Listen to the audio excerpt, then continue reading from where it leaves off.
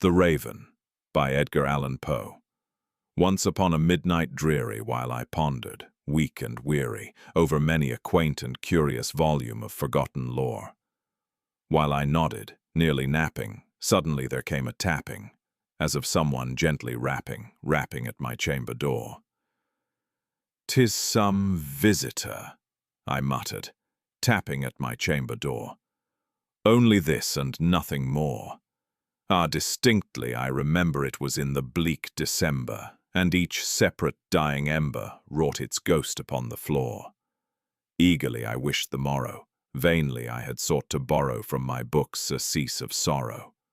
Sorrow for the lost Lenore, for the rare and radiant maiden whom the angels name Lenore, nameless here forevermore, and the silken, sad, uncertain rustling of each purple curtain thrilled me, filled me with fantastic terrors never felt before, so that now to still the beating of my heart I stood repeating, "'Tis some visitor entreating entrance at my chamber door, some late visitor entreating entrance at my chamber door. This it is and nothing more." Presently my soul grew stronger, hesitating then no longer. "Sir," said I, "or madam, truly your forgiveness I implore. But the fact is I was napping, and so gently you came rapping, and so faintly you came tapping at my chamber door, that I scarce was sure I heard you." Here I opened wide the door. Darkness there and nothing more. Deep into that darkness peering, long I stood there wondering, fearing, doubting, dreaming dreams no mortal ever dared to dream before.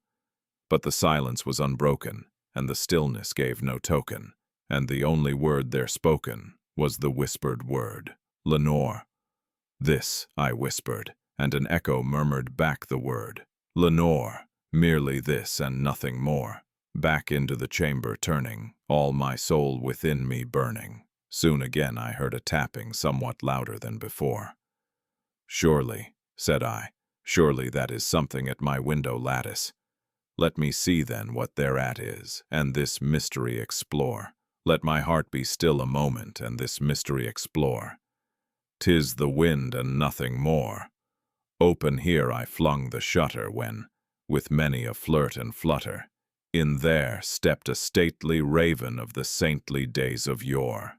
Not the least obeisance made he, not a minute stopped or stayed he, but, with mien of lord or lady, perched above my chamber door, perched upon a bust of Pallas just above my chamber door, perched and sat, and nothing more.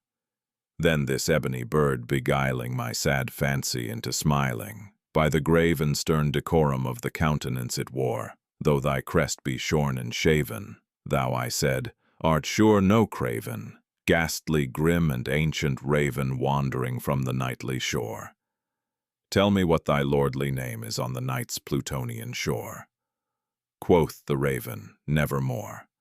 Much I marveled this ungainly fowl to hear discourse so plainly, though its answer little meaning, little relevancy bore, for we cannot help agreeing that no living human being ever yet was blessed with seeing bird above his chamber door, bird or beast upon the sculptured bust above his chamber door, with such name as Nevermore.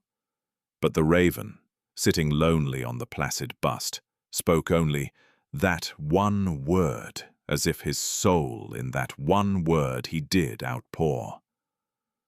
Nothing farther than he uttered, not a feather then he fluttered, till I scarcely more than muttered, "Other friends have flown before, on the morrow he will leave me, as my hopes have flown before."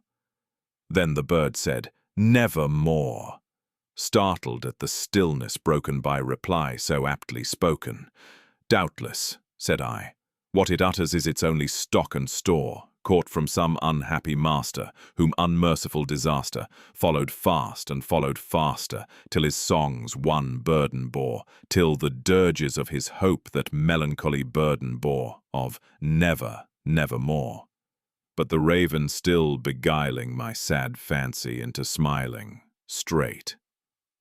I wheeled a cushioned seat in front of bird and bust and door. Then, upon the velvet sinking, I betook myself to linking fancy unto fancy, thinking, what this ominous bird of yore, what this grim, ungainly, ghastly, gaunt and ominous bird of yore meant in croaking, "Nevermore." This, I sat engaged in guessing, but no syllable expressing, to the fowl whose fiery eyes now burned into my bosom's core. This and more I sat divining, with my head at ease, reclining on the cushion's velvet lining that the lamplight gloated o'er, but whose velvet violet lining with the lamplight gloating o'er, she shall press, ah, nevermore. Then methought the air grew denser, perfumed from an unseen censer, swung by seraphim whose footfalls tinkled on the tufted floor. "Wretch," I cried, "thy God hath lent thee, by these angels he hath sent thee respite, respite and nepenthe, from thy memories of Lenore. Quaff, oh quaff this kind nepenthe, and forget this lost Lenore." Quoth the raven, "Nevermore." "Prophet," said I, "thing of evil. Prophet still, if bird or devil. Whether tempter sent, or whether tempest tossed thee here ashore, desolate, yet all undaunted, on this desert land enchanted, on this home by horror haunted, tell me truly, I implore, is there balm in Gilead? Tell me, I implore," quoth the raven, "nevermore." "Prophet," said I, "thing of evil, prophet still, if bird or devil, by that heaven that bends above us, by that God we both adore, tell this soul with sorrow laden if, within the distant Aidenn, it shall clasp a sainted maiden whom the angels name Lenore, clasp a rare and radiant maiden whom the angels name Lenore." Quoth the raven, "Nevermore." "Be that word our sign of parting, bird or fiend," I shrieked, upstarting. "Get thee back into the tempest and the night's Plutonian shore. Leave no black plume as a token of that lie thy soul hath spoken. Leave my loneliness unbroken. Quit the bust above my door. Take thy beak from out my heart, and take thy form from off my door." Quoth the raven, "Nevermore." And the raven, never flitting, still is sitting on the pallid bust of Pallas, just above my chamber door. And his eyes have all the seeming of a demon's that is dreaming, and the lamplight o'er him streaming throws his shadow on the floor. And my soul, from out that shadow that lies floating on the floor, shall be lifted, nevermore,